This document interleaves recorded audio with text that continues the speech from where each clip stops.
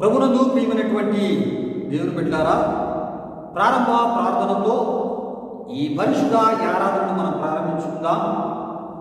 రండి, అందరూ నాతో పాటు తలలు వంచి కళ్ళు మూసుకొని ఈ ప్రార్థనలో, ఈ ఆరాధనలో ఏకీభవించాలని ప్రభు అయిన యేసుక్రీస్తు నామములో కోరుతూ ఉన్నాను. ప్రార్థన చేసుకుని ఈ పరిశుద్ధ ఈ ఆరాధనను మనం ప్రారంభించుకుందాం. హల్లెలూయా, హల్లెలూయా, హల్లెలూయా, హల్లెలూయా, హల్లెలూయా. మహిమాస్ఫురిమైన మా ప్రభువా, జీవాధిపతి అయిన యేసయ్యా, నీ ఘనమైన నామానికి వేలాది వందనములు, వేలాది కృతజ్ఞతాస్తుతులు చెల్లిస్తున్నాము నాయన. ఈ వారమంతయు నీ సజీవమైన, బలిష్టమైన, పరిశుద్ధమైన హస్తాల కింద నన్ను మమ్మల్ని భద్రపరిచి కాచి కాపాడి నీ ప్రజలమైన, నీ బిడ్డలమైన మా బ్రతుకులలో, మా జీవితాలలో అనేక మేలులు, అనేక అద్భుతాలు, ఆశ్చర్య కార్యాలు చేసి దేవా, ఇగో నాయన నీ కృపచేత మమ్మలను నేటి వరకు సజీవులుగా, క్షేమముగా, ఆరోగ్యవంతులుగా మీరు మమ్మల్ని ఉంచి ఈ పరిశుద్ధ దినాన్ని మా జీవితాల్లో మీరు చూపిన కృపను, దయను, కాపుదలను, భద్రతను ప్రభువా, మీరు చేసిన కార్యాలను మరొకసారి తండ్రి నీ జ్ఞాపకం చేసుకుని కృతజ్ఞతాస్తుతులు చెల్లించడానికి ఇగో నీ సన్నిధిలో మమ్మల్ని సమకూర్చిన సర్వశక్తిమంతుడా, నీ ఘనమైన నామానికి మహిమ చెల్లిస్తున్నాం. దేవా, ఇగో ఈ ఆరాధనలో నీ బలమైన సన్నిధి మా మధ్య దిగనిమని వేడుకొనిచున్నాం. పాటలలో, ఆరాధనలో, వాక్య సందేశములో నీ బలమైన సన్నిధి మా మధ్య దిగనిమని వేడుకొనిచు, నీ ప్రజలపై నీ ఆశీర్వాదమును దిగనిమని వేడుకొనిచు. ఈ ఆరాధన ప్రారంభం మొదలుకొని ముగింపు వరకు మీ ఆత్మాధ్యక్షతలో కుడి వచ్చిన నీ ప్రజలకు మేలుకరంగా, దీవెనకరంగా, ఆశీర్వాదకరంగా మార్చి మీరే మహిమ పొందమని యేసు నామములో అడిగి వేడుకొనుచున్నాము తండ్రి, ఆమేన్. ప్రియులారా, సమయంలో మన మధ్య ఉన్నటువంటి బెస్లేలు వచ్చి ఒక ప్రత్యేకమైనటువంటి కృతజ్ఞత స్తుతి గీతము ద్వారా ప్రభుని ఆయన గణపరచబోతున్నారు. మనందరూ కూడా ఆయనతో పాటు కలిసి ప్రభు నామాన్ని గణపరుస్తూ ఈ ఆరాధన క్రమంలో ముందుకు సాగిపోదాం. ప్రియులారా, ఈ ప్రారంభ ప్రార్థనలో నాతో పాటు ఏకీభవించి ప్రభుని గణపరిచిన మీ అందరికీ ప్రత్యేకమైనటువంటి శుభాభివందనాలు తెలియజేస్తూ ఉన్నాను. ఈ సమయంలో మన మధ్య ఉన్నటువంటి బెసలేలు వచ్చి ఒక ప్రత్యేకమైన స్తుతి గీతము ద్వారా ప్రభువుని గణపరచబోతున్నారు. మనందరం కూడా ఏకాత్మతో, ఏక మనసుతో ప్రభువుని గణపరుస్తూ ముందుకు సాగిపోదాం.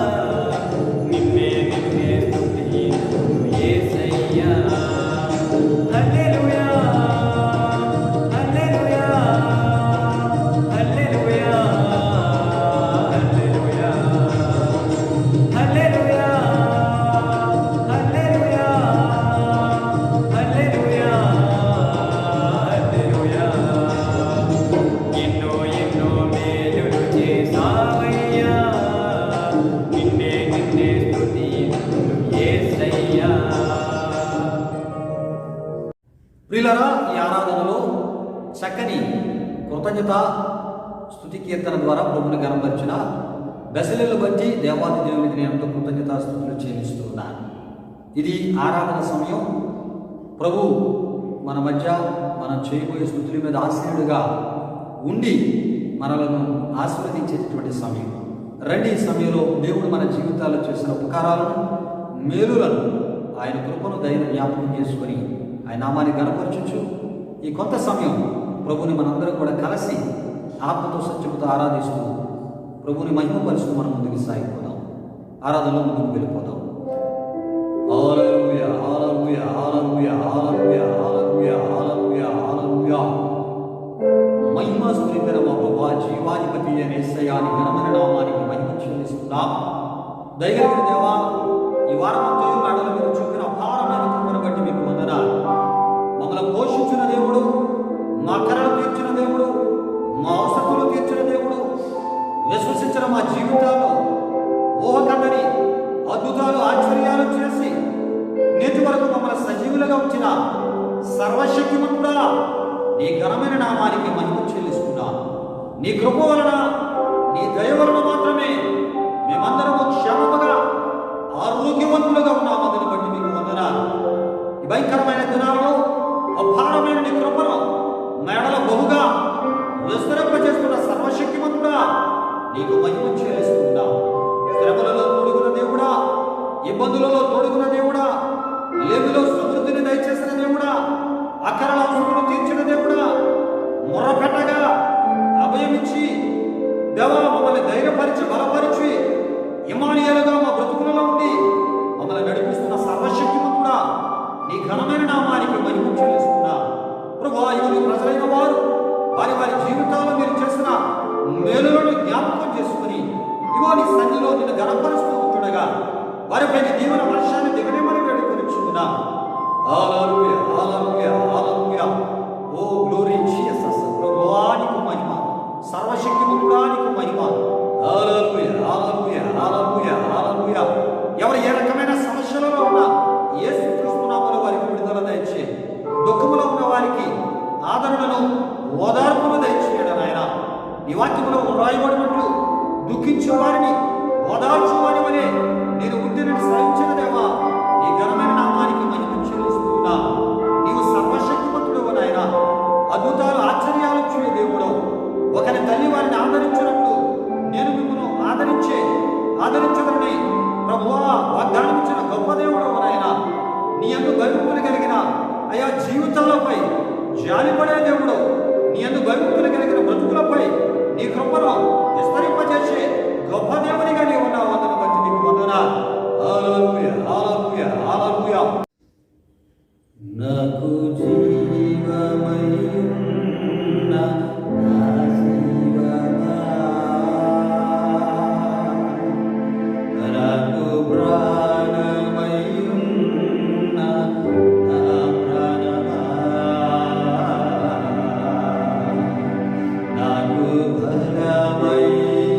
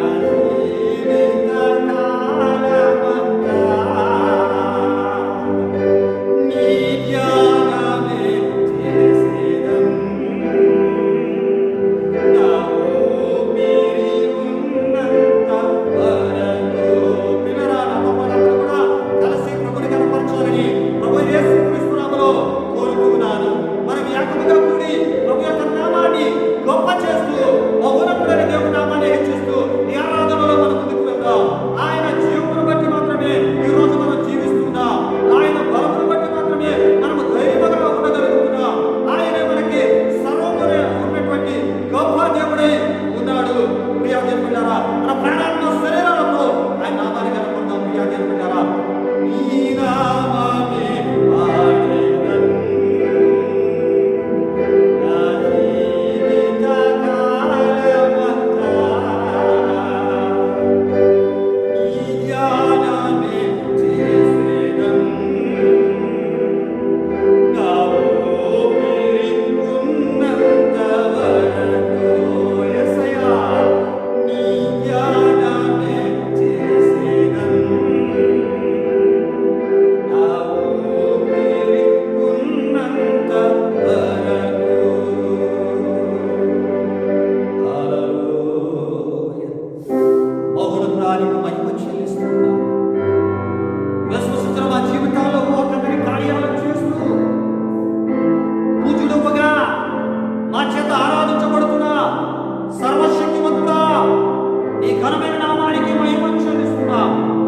మా మంచి నాయకుడా, మా మంచి స్నేహితుడా, నీ ఘనమైన నామానికి మహిమ చెల్లిస్తున్నాం. నాయన, మా ఆరాధన నీకే, మా ఆరంభన నీకే, ప్రభు మా స్తుతి నీకే, ఈ మహిమ నీకే, ఘనత నీకే. నాయన, అల్పులం అయోగ్యులం ఏమని చేయని మా జీవితాలలో ఊహకందని కార్యాలు చేస్తూ నీ కృపలో నామా బ్రతుకులు నడిపిస్తున్న విధానమును బట్టి మీకు స్తుతులు చెల్లిస్తూ ఈ ఆరాధనను మీరు ఒక్కరు మాత్రమే స్వీకరించమని యేసు నామములో అడిగి వేడుకొనుచున్నాము తండ్రి. ఆమేన్.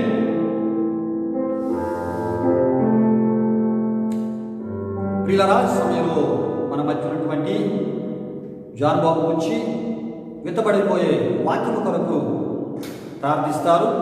ప్రార్థనలో మనందరం కూడా ఏకీభవిద్దాం. ప్రభునందు ప్రియమైన దేవుని బిడ్డలారా, ఇప్పటివరకు జరిగిన ఆరాధన ద్వారా ప్రభువుని కనపరచడానికి దేవుడు మనకు అనుగ్రహించిన గొప్ప భాగ్యాన్ని బట్టి దేవునికి మనమంతా కృతజ్ఞతాస్తుతులు చెల్లిద్దామండి. చక్కని ఆరాధనలో మీరందరూ పాల్గొస్తున్నందుకు ప్రత్యేకంగా మీ అందరికీ వందనాలు తెలియజేస్తున్నాను. జరగబోతున్న విత్తబడబోతున్న వాక్యం కొరకు మనం ప్రార్థన చేసుకుందండి. నాతో పాటు ప్రతి ఒక్కరు ప్రార్థనలు ఏకీభవించాలని ప్రభువైన యేసుక్రీస్తు నామములో మీ అందరినీ కోరుతున్నాను. అందరం కళ్ళు మూసుకొని ప్రార్థనలో ఏకీభవిద్దాం. యేసు తండ్రి, మీకే స్తోత్రం. యేసు పరిశుద్ధుడా, ఇప్పటివరకు జరిగిన ఆరాధన కార్యక్రమం అంతట్లో మీరు తోడైనారు దేవా. మీకే వేలాది వందనములు కృతజ్ఞతాస్తుతులు చెల్లిస్తున్నాం. పరిశుద్ధ దేవా, ఈ ఆరాధన ద్వారా ఆరాధనలో పాల్గొన్న ప్రతి ఒక్కరిని తాకారని మేము నమ్ముచున్నాం దేవా. ఆరాధనలో పాల్గొస్తున్న ప్రతి ఒక్కరిని దర్శించారని మేము నమ్ముచున్నాం దేవా. మీకే వేలాది వందనాలు చెల్లిస్తున్నాం. జరగబోతున్న కార్యక్రమంలో మీరు తోడైనండి. సేవకుడి ద్వారా చెప్పబడబోతున్న సందేశం ద్వారా వింటున్న ప్రతి ఒక్కరు బలపరచబడేటట్లు మీరు కార్యం జరిగించండి. మంచి సందేశాన్ని సేవకుడి ద్వారా వింటున్న ప్రతి ఒక్కరికి మీరు తెలియజేయండి. ఈ ఆరాధన మొదటి నిలుపు వరకు మీరు తోడైనమని, జరగబోతున్న కార్యక్రమంలో తోడైన మీరే ముందుకు నడిపించమని యేసు నామములో అడుగుచున్నాం తండ్రి. ప్రియులారా, చక్కని ప్రార్థన ద్వారా ప్రభుని గణపరిచినటువంటి జాన్ బాబును బట్టి దేవాది దేవునికి కృతజ్ఞతాస్తుతులు చెల్లిస్తూ ఉన్నాను. ఈ ఆరాధనలో దేవుని యొక్క వాక్యంలోనికి మనం వెళ్ళిపోదాం. ప్రియులారా, ఈ పరిశుద్ధ దినాన్ని తిమోతికి రాసిన 2వ పత్రిక నుండి 2 మూలవాక్యాలుగా ఈ సమయంలో మరి నేను 2 మూలవాక్యాల్లోంచి ఒక అంశాన్ని నేను మీ ముందు ఉంచాలని ఆశపడుతున్నాను. ప్రియులారా, మొదటిగా తిమోతికి రాసిన 2వ పత్రిక 4:7, అదే విధముగా తిమోతికి రాసిన 2వ పత్రిక 2:18 ఈ వాక్య భాగాల్లోంచి, ఈ 2 వాక్య భాగాల్లో నుండి మన అంశము విశ్వాసమును చెరుపు వారి మధ్య విశ్వాసమును కాపాడుకుంటా అను అంశమును ఈ పరిశుద్ధ దినాన్ని మనం ధ్యానం చేసుకోవచ్చు ఉన్నాం.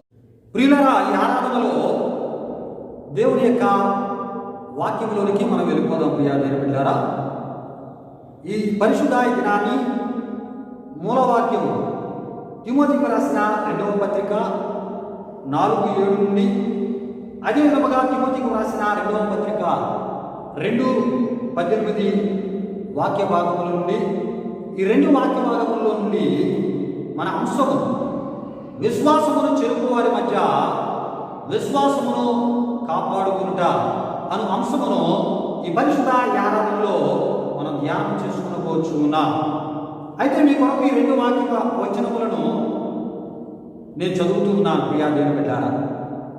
మొదటి వాక్య భాగం తిమోతికి రాసిన 2వ పత్రిక 4:7లో ఈ విధముగా వ్రాయబడి ఉన్నది. మంచి పోరాటము పోరాడి తిని, నా పరుగు కడముట్టించి తిని, విశ్వాసము కాపాడుకొంటిని అని పౌలు గారు తిమోతికి రాసినట్లు మనం చూస్తూ ఉన్నాం. 2వ వాక్య భాగం తిమోతికి రాసిన 2వ పత్రిక 2:18లో ఈ విధముగా వ్రాయబడి ఉన్నది. కొరుకు పుండు ప్రాకినట్టు వారి మాటలు రాకును, వారిలో హుమేనయును ఫీలెతును ఉన్నారు. వారు పునరుద్ధానము గతించనని చెప్పుచు సత్యము విషయమై తగ్గిపోయి కొందరి విశ్వాసమును చెరుపుచున్నారు అని అపోస్తలుడైన పౌలు గారు తిమోతికి ఈ పత్రిక ద్వారా వ్రాసి తెలియపరిచినట్లు మనం చూస్తూ ఉన్నాం. ప్రియులారా, ఈ 2 వాక్య వచనముల నుండి మన అంశాన్ని మనం ధ్యానం చేసుకొని ఉన్నాం. ముందుగా నేను చెప్పాను, మన అంశము విశ్వాసమును చెరుపు వారి మధ్య విశ్వాసమును కాపాడుకుంట అను మన అంశము అయ్యున్నది ప్రియా దేవుని బిడ్డలారా. ఇంతకీ ఆ కాలములో దేవుని పరిశుద్ధుల విశ్వాసమును చెరుపు ఈ హుమేనీయును ఫీలెతును ఎవరంటే, వీరు ఆనాడు అపోస్తలుడైన పౌలు గారు వీరు చేయు దుర్బోధనను బట్టి వెలివేసిన దుర్బోధకులు పిల్లల. ఈ హుమేనీయును ఫీలెతును అని మనం తెలుసుకునవలెను. అయితే ఇంతకీ వీరు విశ్వాసమును మాత్రమే చెరుపుటకు ఎందుకు పూనుకొనురో ఈ ఆరాధనలో మనం తెలుసుకుందాం పిల్లరా. అయితే ఒక విషయంలో మర్చిపోకూడదు, విశ్వాసమును చెరుపువారు ఆనాడే కాదు నేడును అనేకులను మనం చూడగలం ప్రియా దేవుని బిడ్డలారా. అయితే ముందుగా విశ్వాసం యొక్క బలమును, దాని గొప్పతనమును, దాని లాభాలను క్లుప్తంగా నేను ముందుంచాలని ఆశపడుతున్నా. విశ్వాసం యొక్క బలము అదృశ్యమైనవి ఉన్నవని నమ్మునది అని ఎబ్రీ 11:1 నుండి 3 వరకు మనం చూసినట్లయితే మనకి కనబడుతూ ఉంటారు. అయితే పిల్లరా, మీ కొరకు ఎబ్రీ 11:1లో ఉన్న వచనాన్ని చదివి వినిపిస్తూ ఉన్నా. విశ్వాసం అనేది నిరీక్షింపబడు వాటి యొక్క నిజస్వరూపమును అదృశ్యమైనవి ఉన్నవనుటకు రుజువునై ఉన్నది అని దేవుని వాక్యంలో మనం చూస్తూ ఉన్నాం. రెండవది దాని గొప్పతనము, అంటే విశ్వాసం యొక్క గొప్పతనము దేవునికి ఇష్టలుగా చేయనది విశ్వాసం. ఎబ్రీయులకు రాసిన పత్రిక 11:6లో దేవుని వాక్యం ఈ విధముగా వ్రాయబడి ఉన్నది. ఆ వాక్య భాగాన్ని కూడా నేను చదివి వినిపిస్తున్నా. విశ్వాసము లేకుండా దేవునికి ఇష్టడై ఉంట అసాధ్యమని మనం చూస్తూ ఉంటాం. 3వ విషయాన్ని, విశ్వాసం యొక్క లాభాలు నేను మీకు తెలియపరచాలని ఆశపడుతున్నా. దాని లాభాలు ఏమిటంటే, అదృశ్యమైనవన్నీ శాశ్వతములై ఉన్నవి గనుక విశ్వాసము దేవుడు మనకు మేలుకరమైనవి సిద్ధపరిచి ఉన్నాడు కనుక వాటన్నిటికీ మనల్ని వారసులుగా చేయును. ఎందుకే అవేమేమియో తెలుసుకుందాం ప్రియా దేవుని బిడ్డలారా. అయితే ఈ దృశ్యమైనవిను అదృశ్యమైనవిను దేవుని వలనే సృజింపబడెను అని అపోస్తలుడైన పౌలు గారు కొలస్సీలకు రాసిన పత్రిక 1వ అధ్యాయము 15, 16, 17 వచనాల్లో కొలస్సీలకు తెలిసి వ్రాసినట్లు మనం చూస్తూ ఉంటాం. ఈ వాక్య భాగాన్ని కూడా చదివి వినిపించాలని ఆశపడుతున్నా. దేవునికి స్తోత్రం కలుగును గాక. హల్లెలూయా, హల్లెలూయా. ప్రియులారా, వాక్యమును మీ కొరకు నేను చదువుతూ ఉన్నాను ప్రియా దేవుని బిడ్డలారా. ఆయన అదృశ్య దేవుని స్వరూపి అయి సర్వ సృష్టికి ఆది సంభూతుడై ఉన్నాడు. ఎలయనగా ఆకాశమందున్నవి భూమి అందున్నవి దృశ్యమైనవి గాని అదృశ్యమైనవి గాని అవి సింహాసనములైనను ప్రభుత్వములైనను ప్రధానులైనను అధికారములైనను సర్వమును ఆయన యందు సృజింపబడెను. సర్వమును ఆయన ద్వారాను ఆయన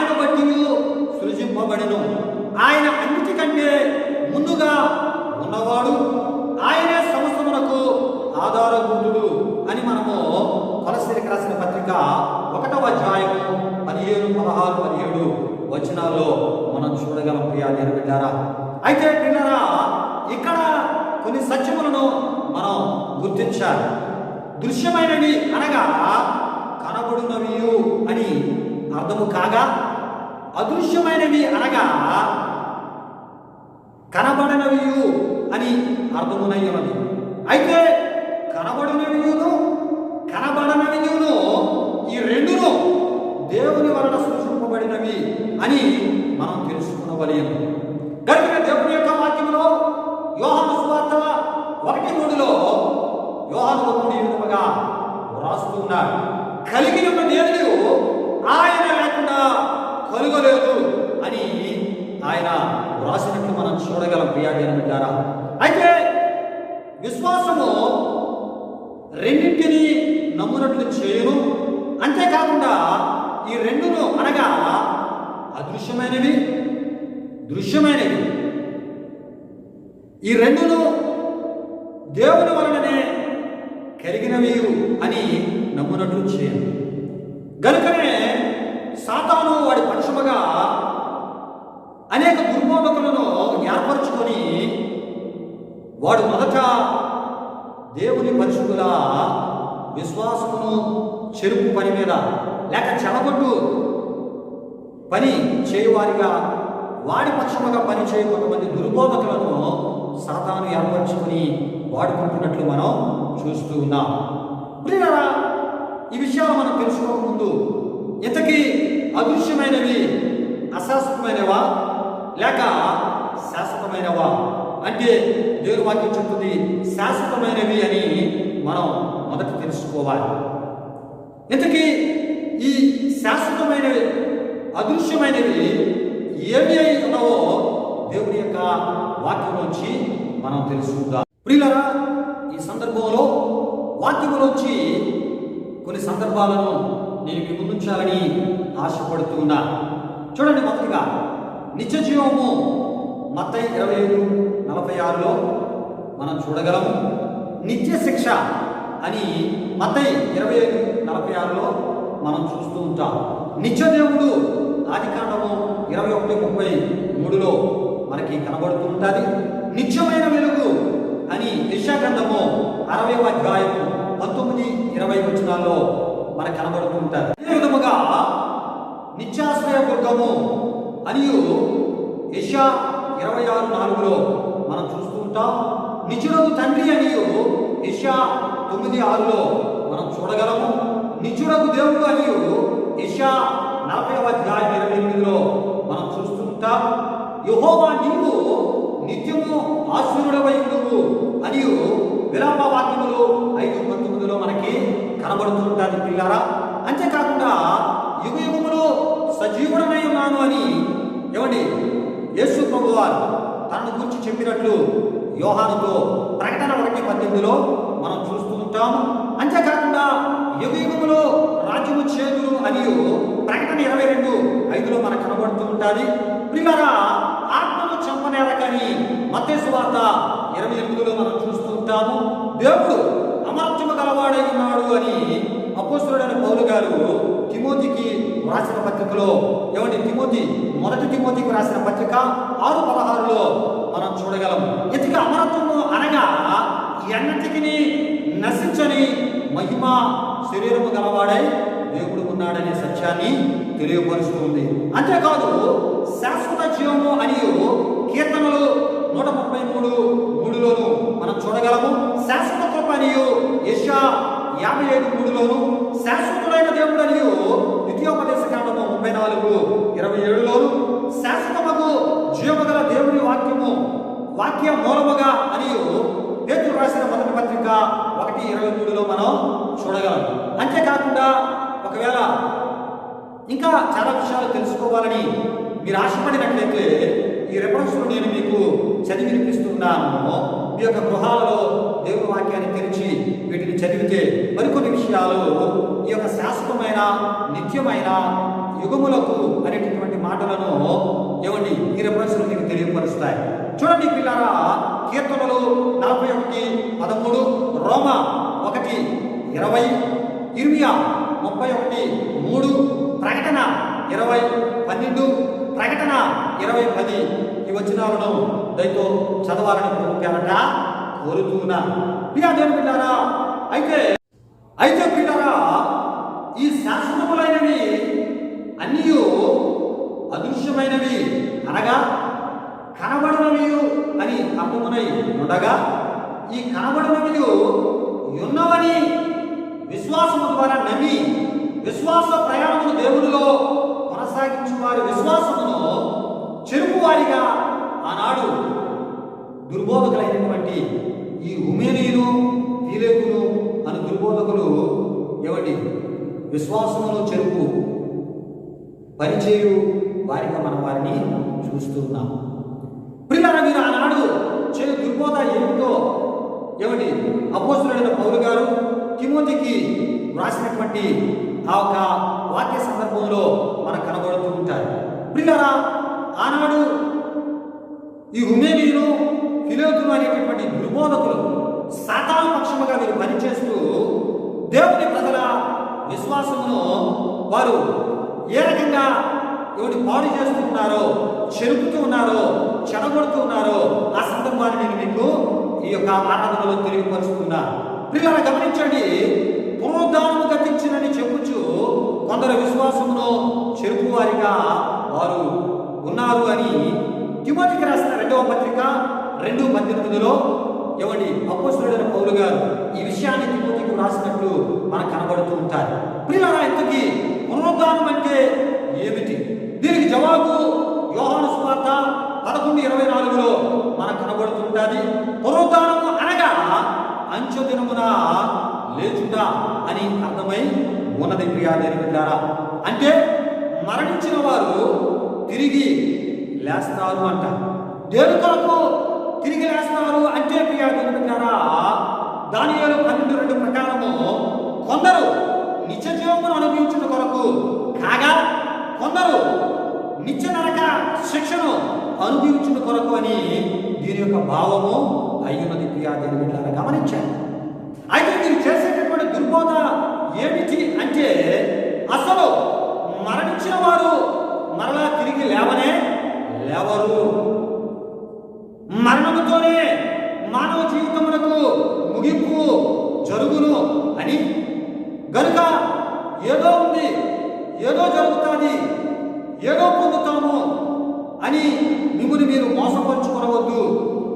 మరణించిన తదుపరి ఏమీ లేదు గనుక ఉన్న జీవితమును మీకు ఇష్టం వచ్చినట్లు బ్రతకండి, అదే అసలు శిష్యులైన జీవితమై ఉన్నదని ఆనాడు విన్నారా. ఈ హుమోనీను, ఈ యొక్క ఫిలేతులు అనే దుర్బోధకులు పునరుద్ధానము లేదని, మరణించిన వారు తిరిగి లేవరని, ఇలాంటి విశ్వాసమును దాన్ని చెడగొట్టేటటువంటి వారిగా, ఆ విశ్వాసము పాడు చేసే వారిగా మరి పనిచేస్తున్నట్లు మనం చూస్తూ ఉన్నాం. అంతేకాదు పిల్లరా, దేవుడు ఏర్పరిచిన పునరుద్ధానము లేదని, దేవుడు లేడనియు, దేవదూతలు లేడనియు, ఆత్మ లేదనియు, దానికి శాశ్వతము జీవించే స్థితి లేదనియు, నరకము లేదనియు, పరలోకము లేదనియు, చివరగా మరణించిన తదుపరి ఏమీ లేదనియు, అంతా అబద్ధమే అని చెప్పుచు విశ్వసించిన విశ్వాసుల విశ్వాసమును, నిరీక్షణను, వారు కలిగి ఉన్న పరిశుద్ధ జీవితమును బలహీనపరచు వారిగా ఈ హుమేనీయును, ఈ ఫిలేతును మనం చూడగలం. ప్రియాదేవి బిడ్డలారా, అయితే ఆనాడు పునరుద్ధానమునకు అద్భుతమైనటువంటి జవాబు క్రీస్తే అయ్యున్నాడు. ఈ సత్యాన్ని వారు మర్చిపోయారు. యేసు ప్రభు వారు మరణించి తిరిగి లేచారు అని ఆయన శిష్యులు ప్రకటిస్తూ ఉన్నారు. ఎంతోమంది ఆ ప్రకటించినటువంటి ఆయన మృత్యుంజయుడై సజీవుడై తిరిగి లేచినటువంటి ఆ విషయాన్ని విశ్వసించి క్రీస్తుని అనేకులు అంగీకరిస్తున్న ఆ దినాలలో మీరు పునరుద్ధానము లేదని దుర్బోధ చేసి అనేకుల విశ్వాసాన్ని పాడు చేయవారిగా మనం చూస్తున్నాం. ప్రియులారా, మరికొన్ని విషయాలు కొంత లోతుగానే మీరు ముందుంచాలని ఆశపడుతున్నా. అంతేకాకుండా మరణించిన తదుపరి వారి ఆత్మలు బ్రతికే ఉన్నాయి అను విషయంలో బలపరచు సందర్భాలు మనకి అనేకములు దేవుని వాక్యములో నుండి కనబడును ప్రియాజనులారా. అంటే ఆత్మకు మరణము లేదు అని, అది నిత్యము జీవించును, దేవుని ద్వారా నిత్యము జీవింపజేయబడును అనుటకు అనేక ఉదాహరణలు ఈ ఆరాధనలో ఏమిటి ఈ సందర్భంలో నేను మీ ముందు ఉంచాలని ఆశపడుతున్నాను. ప్రియులారా, ఈ వాక్యాలని తప్పక మనం తెలుసుకోవాలి. ఎందుకంటే ఈరోజు చాలా మంది దుర్బోధకులు, తప్పుడు బోధకులు ఏమండి విస్తరించారు.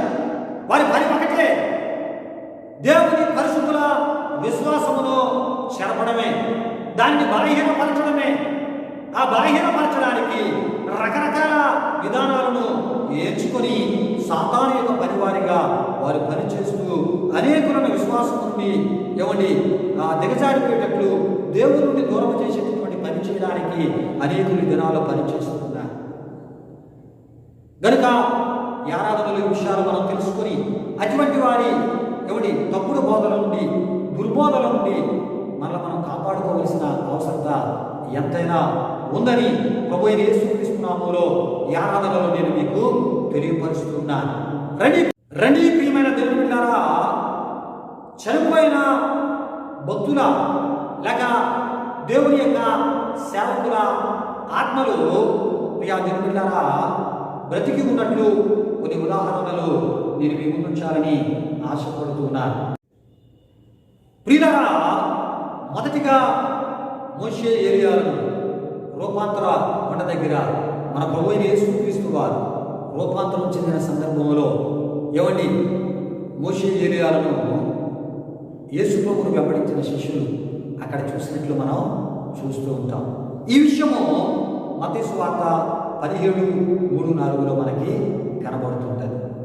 ఈ సందర్భం మనకు తెలియజేసే సత్యం ఏంటంటే పిల్లరా, మోషే మరణించాడు, సమాధి చేయబడ్డాడు, కానీ ఆయన ఇక్కడ కనబడటం ద్వారా ఆయన బ్రతికి ఉన్నాడు అనే సత్యం మనకి తెలియపరచబడుతుంది. అదే విధముగా ఏలియా ఆరోహణమై ఉన్నప్పటికీ కూడా ఆయన కూడా భూమి మీద లేకపోయినప్పటికీ ఏమండి ఈ సందర్భంలో ఆయన కూడా బ్రతికి ఉన్నాడు, ఆయన ఆత్మ కూడా బ్రతికి ఉన్నది అనేటటువంటి సత్యాన్ని ఈ వాక్య భాగం మనకి తెలియపరుస్తుంది. ఈ విధముగా మరికొన్ని విషయాలు నేను మీ ముందుంచాలని ఆశపడుతున్నాను. యేసు ప్రభువు వారు చెప్పిన ధనవంతుడు లాజరు ఏమండి ఈ ఉదాహరణలో ధనవంతుడు పాతాళములో యాతన పడుతున్నాడని, లాజరు అబ్రహాము పొరుగున ఆనుకుని ఉన్నాడని.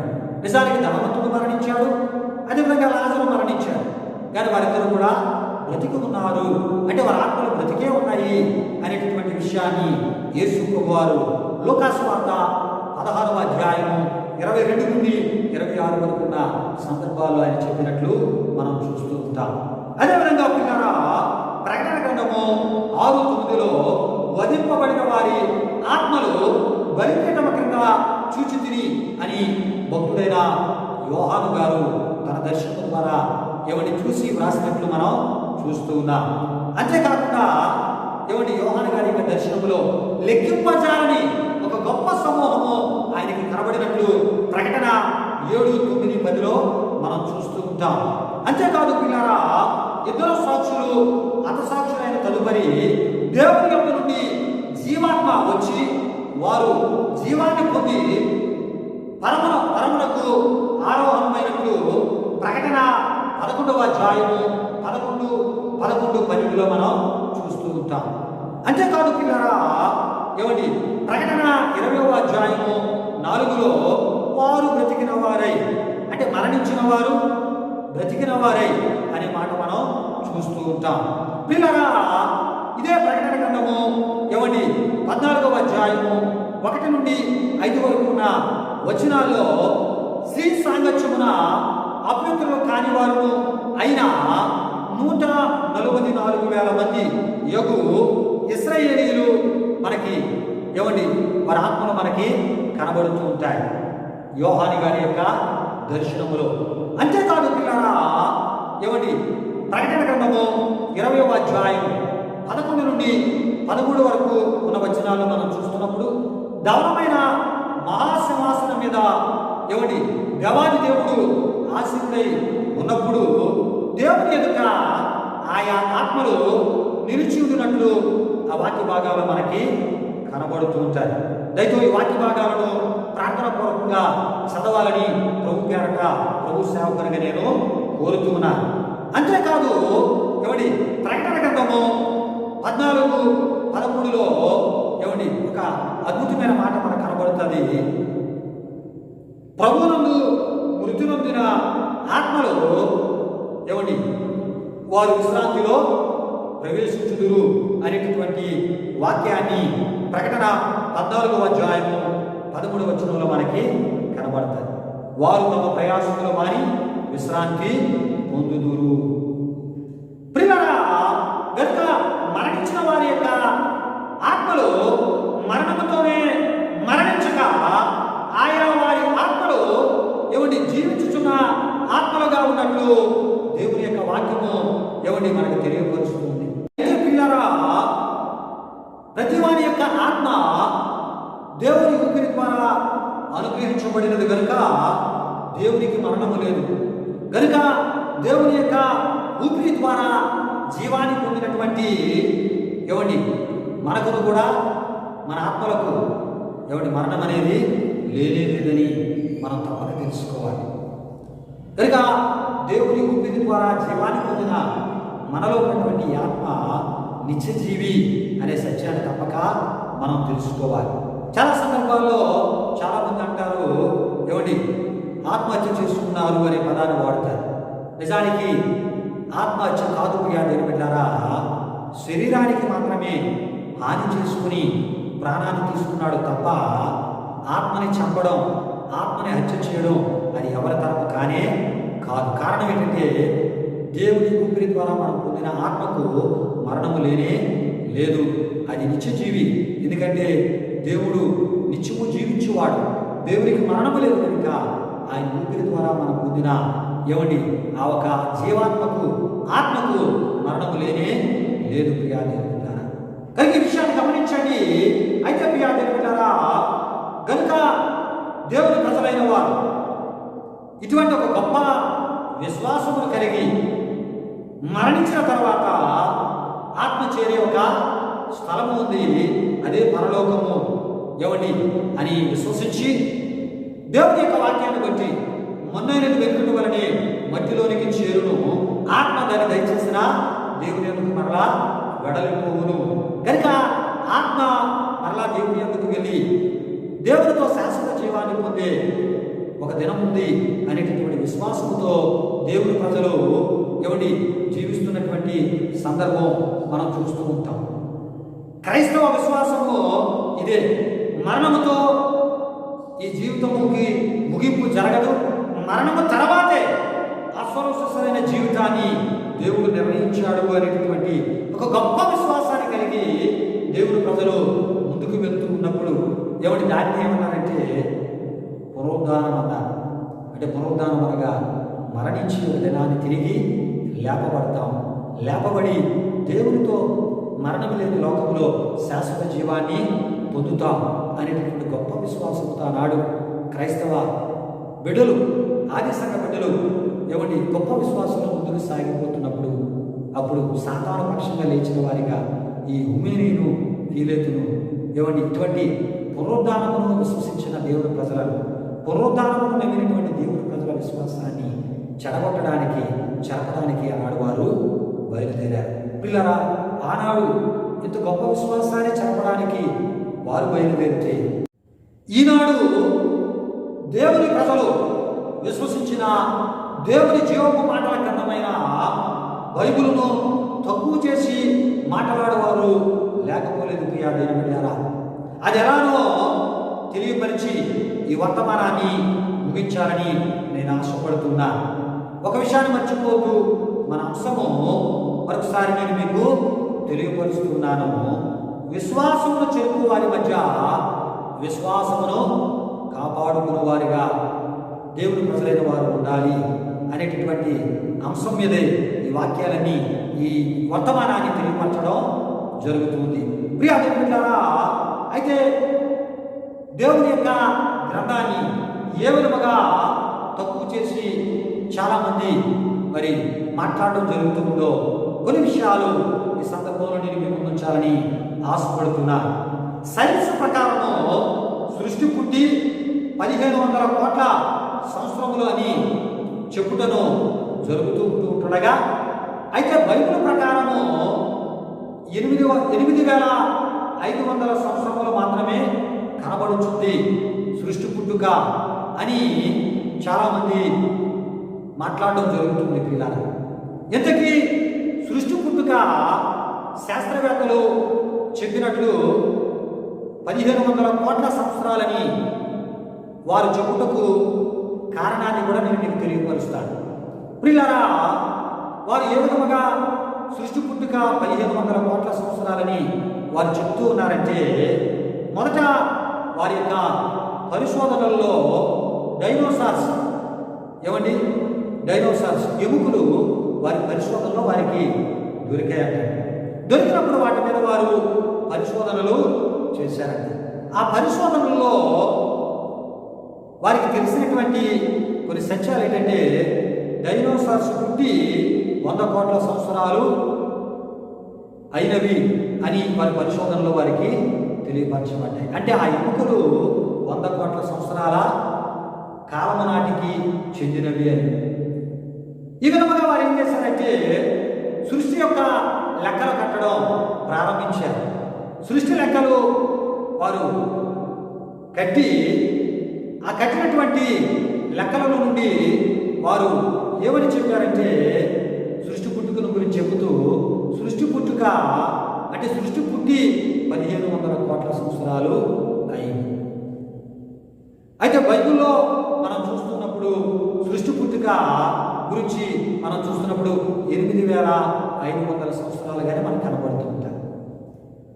దీనిని బట్టి చాలామంది దేవుని ప్రజలు బైబిల్లో ఉన్నటువంటి దేవుని మీద, పరిశుద్ధ గ్రంథమైన బైబిల్ మీద వారికి ఉన్నటువంటి విశ్వాసం కోల్పోయేటటువంటి పరిస్థితులు అనేకులలో కనబడుతున్న సందర్భాలు లేకపోలేదు. ప్రియాదేవులారా, ఎంతకీ ప్రియాదేవులారా,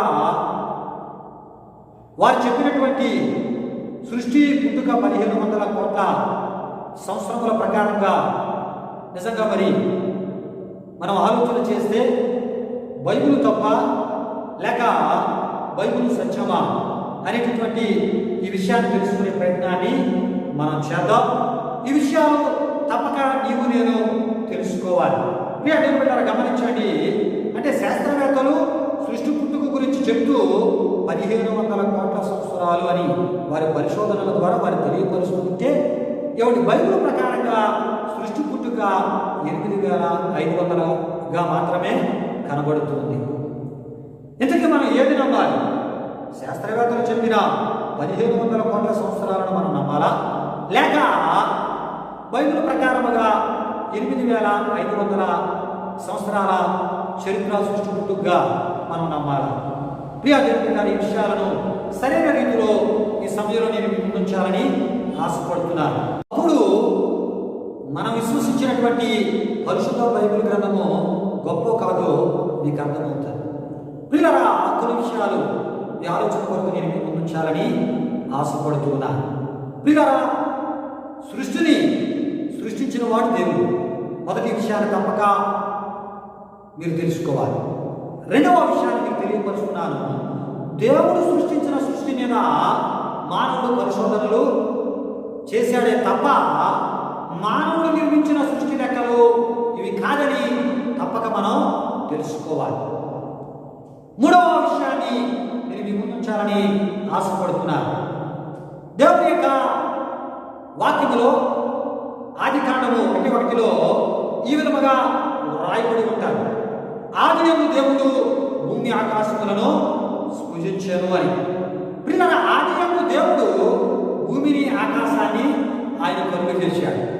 ఆదియందు అనే మాట మనకు కనబడుతుంది. అది కొన్ని కోట్ల సంవత్సరాల క్రితం అని తప్పక మనం తెలుసుకోవాలి. ఎందుకంటే ప్రియాదేవులారా, దేవుడు భూమి ఆకాశములను సృజించినటువంటి ఆ సందర్భము మనం చూసినట్లయితే ప్రియాదేవులారా, అక్కడ మనకి తేదీ కానీ రోజు కానీ ఈ సత్యాన్ని తప్పక మనం తెలుసుకోవాలి. 4వ విషయాన్ని నేను మీకు తెలియపరుస్తున్నాను.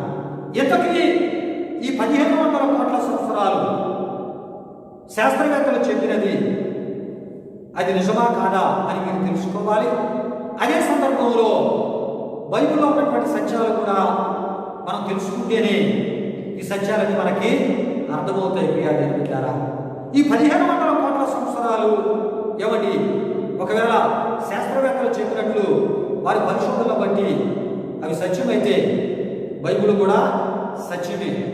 దాని యొక్క విషయాలు నేను మీకు తెలియపరుస్తాను. ఎందుకంటే దేవుని సృష్టి మీద మాత్రమే వారి పరిశోధనలు చేశారు. ప్రియులారా గమనించండి, కనుక దేవుడు చేసిన వెలుగు, నేల, చెట్లు, సూర్యచంద్ర నక్షత్రాలు, చేపలు, పక్షులు, జంతువులు ఏమండి వీటన్నిటినీ దేవుడు 5 రోజుల్లో సృష్టించినట్లు మనం చూస్తూ ఉంటాం. అంతేకాదు పిల్లరా, 6వ రోజున మానవ నిర్మాణము జరిగినట్లు ఆదికాండము 1వ అధ్యాయములో మనం చూస్తూ ఉంటాం. ప్రియులారా, ఈ విషయాలు మనం ఆలోచన చేద్దాం. 5 రోజులు దేవుడు సృష్టిని చేసి 6వ రోజున మానవ నిర్మాణం అనేది జరిగింది. అంటే దేవుడు చేసిన ఈ 6 దినాలను మనం లెక్కిస్తే ఒకవేళ శాస్త్రవేత్తలు వారు చెప్పినట్లు వారి పరిశోధనలు బట్టి 250 కోట్ల సంవత్సరాలు ఒక సూర్య నిర్మాణానికి, 250 కోట్ల సంవత్సరాలు ఏమండి ఒక విశ్వ నిర్మాణానికి జరిగాయి అని వారు చెప్పినట్లయితే ప్రియా దేవుని బిడ్డలారా, ఈ 5 దినాల సృష్టి, ఈ 6వ దిన మానవ నిర్మాణమును ఏమని మనం లెక్కిస్తే 6 దినాలను ఒక్కొక్క దినము 250 కోట్లగా మనం లెక్కిస్తే ఈ 1500 కోట్ల సంవత్సరాల లెక్క తప్పక వస్తుంది ప్రియా దేవుని బిడ్డలారా. ఆ రోజుల్లో ఈ పరిశోధనలు చేసి ఈ లెక్కలు లెక్కించిన వారు ఎవరు లేనే లేరు. ఈ విషయాన్ని తప్పక మనం తెలుసుకోవాలి. 1500 కోట్ల సంవత్సరాల తర్వాతే ఈ పరిశోధనలు, ఈ లెక్కలు అనేవన్నీ కూడా వచ్చాయి.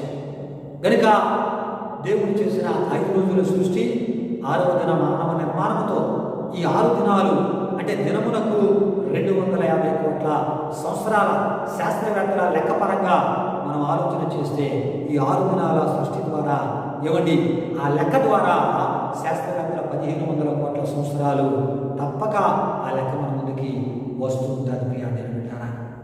కనుక శాస్త్రవేత్తలు లెక్క కట్టిన 1500 కోట్ల సంవత్సరాల లెక్క ఆదికాండము 1వ అధ్యాయంలో ఏమండి 5 రోజుల సృష్టి, 6వ దినాన్ని మానవుని నిర్మించిన నిర్మాణం ద్వారా ఏమండి ఈ 1500 కోట్ల సంవత్సరాల లెక్క తప్పక మనకి తెలియపరచబడతాయి.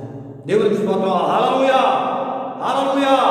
ప్రియా దేవుని బిడ్డలారా, కనుక ఎందుకు ఈ విషయాన్ని తెలియపరుస్తూ ఉన్నానంటే బైబిలును సరైన రీతిలో మనం అర్థం చేసుకోవాలి. అంతేకాదు దీన్ని విమర్శించేవారు, దీనిని తక్కువగా మాట్లాడేవారు ఏమండి దీనిలో రాయబడిన విషయాలు సరైన రీతిలో చదివితే శాస్త్రవేత్తలు ఏమండి సృష్టిని గురించి, సృష్టి పుట్టుకల గురించి వారు చెప్పినటువంటి లెక్కలు ఏమండి దేవుడి వాక్యంలో సరైన రీతిలో చూస్తే తప్పక మనకు అర్థమవుతుంది.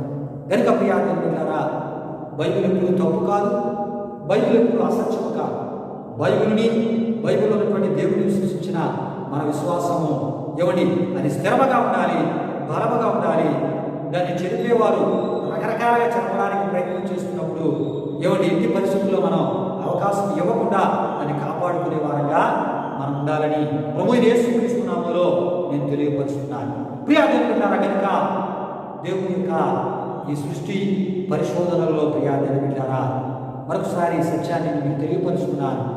శాస్త్రవేత్తల 1500 కోట్ల సంవత్సరాల ఆ లెక్క 6 దినాలను 200 అంటే దినమునకు 250 కోట్ల సంవత్సరాలుగా లెక్కిస్తే 6 దినాల ఏమండి దేవుని సృష్టి నిర్మాణం ద్వారా ఈ 1500 కోట్ల సంవత్సరాల ఏమండి విషయం మనకి తెలియపరచబడుతుంటారు. కనుక మరి ఇప్పుడు బైబిలు సత్యమా అసత్యమా అంటే ఒక ప్రభు సేవకునికి చెప్తున్నాను, బైబిల్ సత్యం. కనుక ఆ రోజు లెక్కలు లేవు, ఈరోజు లెక్కలు కెట్టారు.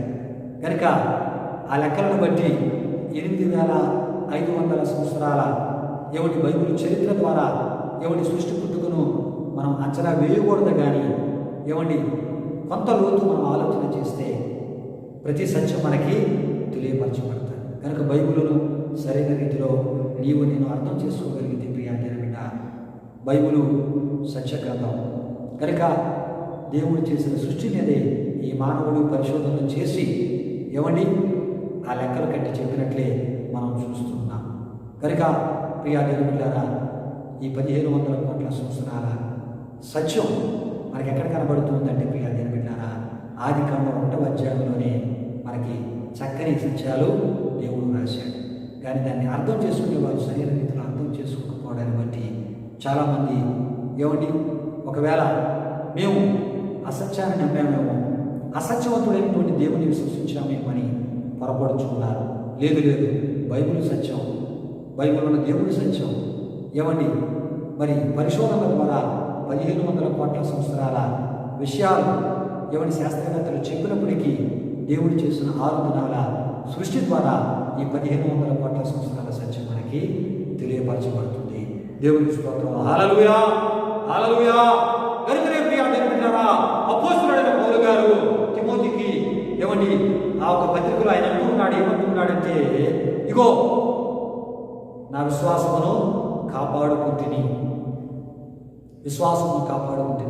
తిమోతి, విశ్వాసమును చెరిపే వారి మధ్య నీ విశ్వాసమును కాపాడుకో. ఇగో క్రీస్తుని విశ్వసించిన పరిశుద్ధుల విశ్వాసమును కూడా కాపాడవలసిన బాధ్యత నీకు ఉంది తిమోతి. కనుక విశ్వాసము ఇప్పుడు వరకు కాపాడుకోవాలి అంటే మరణము వరకు కాపాడుకోవాలి అని తాను హతసాక్షి కాకముందు ఈ సత్యాన్ని తిమోతికి రాసిన 2వ పత్రికలో అపోస్తలుడైన పౌలు గారు తిమోతికి తెలియపరిచినట్లు మనం చూస్తున్నాం. ఎవరైతే విశ్వాసమును మరణము వరకు కాపాడుకుంటూ ఉంటారో వారు దేవుని వలన నీతి కిరీటాన్ని పొందుతారు. అతి గొప్ప ధన్యకరమైన, దీవెనకరమైన, పరసంబంధమైన దేవునితో నీతి కిరీటం అనే బహుమానము పొందేటటువంటి ఆ గొప్ప విశ్వాసమును దేవుని వలన కలిగిన ఈ విశ్వాసమును మరణం వరకు కొనసాగిద్దాం. ప్రభు మిమ్ములను, మీ కుటుంబాలను దీవించునుగాక. ఆమేన్, ఆమేన్, ఆమేన్. ప్రియులారా, ఈ సమయంలో ముగింపు ప్రార్థన మన మధ్య ఉన్నటువంటి స్థానిక సంఘ కాపురాలు పాస్టర్ గారు, ప్రేమలత పాస్టర్ గురించి ప్రార్థిస్తారు. ఆశీర్వాదంతో ఈ ఆరాధన మనం ముగించుకుందాం. దేవుని బిడ్డలారా, అందరూ కళ్ళు మూసుకొని తలలు ఉంచినట్లయితే ప్రార్థన చేసుకుందామండి. మహాపరిశుద్ధుడా, ప్రేమ కలిగిన తండ్రి, కృప కలిగిన యేసయ్య, మీ ఘనమైన నామములకు వేలాది వందనాలు చెల్లిస్తున్నాం. ఈ పరిశుద్ధ దినాన్ని మీ సేవకుల ద్వారా ఎన్నో విలువైన మాటలను మీరు మాతో మాట్లాడినందుకు మరొకసారి కృతజ్ఞతాస్తుతులు చెల్లిస్తున్నాను. మహోన్నతుడానికి స్తుతులు తండ్రి. ఇగో నాయన, విశ్వాసమును చెరుకు, ఇగో మనుషుల మధ్య మా విశ్వాసం ఎప్పటికప్పుడు కాపాడుకుంటూ నీలో ఆత్మవిశ్వాసమును కలిగి బలముగా ఆత్మీయతలో ముందుకు కొనసాగినట్లు నీ కృప దయచేయండి. మీరు మాకు ఇచ్చిన విశ్వాసమును మరణం వరకు మేము కాపాడుకోవడానికి నీ కృప మా అందరికీ దయచేయమని ఈ దినం అపోస్తలుడైన పౌలు గారి ద్వారా ఎన్నో హెచ్చరికలు, ఎన్నో మాటలు మా ముందుంచి మీ సేవకుల ద్వారా మీరు మాతో మాట్లాడి ఉంటుండగా ఈ మాటలు విని మేమందరం కూడా అయ్యా మీలో బలంగా జీవించినట్లు నీ ఆత్మ సహాయం మా అందరికీ దయచేయమని నీ మాటలు విన్న నీ బిడ్డలందరి మీద నీ కృప, నీ ఆశీర్వాదం, నీ దయను దిగనిమ్మని వేడుకుంటున్నాం. నాయన తండ్రి, నీకు వందనాలు. భయంకరమైన దినాల్లో మాకు మీరు ఇచ్చినటువంటి విశ్వాసము తండ్రి, ఇంకో పౌలు గారి వలె తండ్రి ప్రభా మంచి పోరాటం నేను పోరాడాను, నా విశ్వాసాన్ని కాపాడుకున్నాను, ఇక మీద నా కొరకు నీతి కిరీటం ఉంచబడిందని పౌలు గారు ప్రార్థిస్తున్నట్లు దేవా మేము కూడా మంచి పోరాటం పోరాడినట్లు విశ్వాసం మేము కాపాడుకున్నట్లు నీ ఆత్మ సహాయం మాకు దయచేయమని యేసు నామములో అడుగుచున్నాం తండ్రి. ఆమేన్. ప్రియులారా, సమయంలో పరలోక ప్రార్థనతో ఈ పరిశుద్ధ ఈ ఆరాధనను మనం ముగించుకుందాం. పరలోకమందున మా తండ్రి, నీ నామం పరిశుద్ధపరచబడుగాక, నీ రాజ్యం వచ్చునుగాక, నీ చిత్తం పరలోకమందు నెరవేరినట్లు అలాగే భూమి నెరవేరునుగాక. మరుదిన ఆహారం మాకు దయచేయండి. మారుమనసును క్షమించిన ప్రకారం రుణమును క్షమించి సోదరుల కీడును తప్పించి, ఎందుకంటే రాజ్యము బలము మహిమ నిరంతరము నీవు నావు తండ్రి. ఆమేన్. మన తండ్రి దేవుని యొక్క ప్రేమైన కుమారుని యేసుక్రీస్తు వారి యొక్క కృప, పరిశుద్ధాత్మ దేవుని యొక్క అన్యోన్య సహవాసం ఈ ఆరాధనలో పాల్గొని నీ నామాన్ని కనపరిచిన నీ నామం కలిగినటువంటి పరిశుద్ధులందరికీ, సర్వలోక పరిశుద్ధులకు ఎప్పుడు ఎల్లప్పుడు సదాకాలముతో నడిపించి కాపాడుగాక. ఆమేన్. యేసు రక్తమే ఇచ్చి, ప్రభేసు రక్తమే ఇచ్చి, ప్రభేసు రక్తము సంపూర్ణమైనది. అపవాది క్రియలకు అనంత నాశనం కలుగునుగాక. ఆమేన్. ఆశీర్వాదం ఉల్మా మీరా వర్షింపజేయు మీషా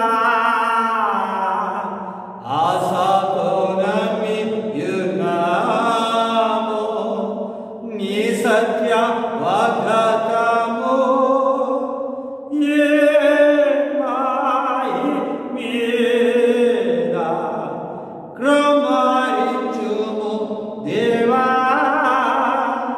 కృపర ప్రేమ వర్షము కృమారించుము దేవా. ఆమేన్. హల్లెలూయా, హల్లెలూయా, హల్లెలూయా. ప్రభు సమాధానం మీకు కలుగును గాక. ప్రభు తన కాపుదల మీకు దయచేయను గాక. ఆమేన్.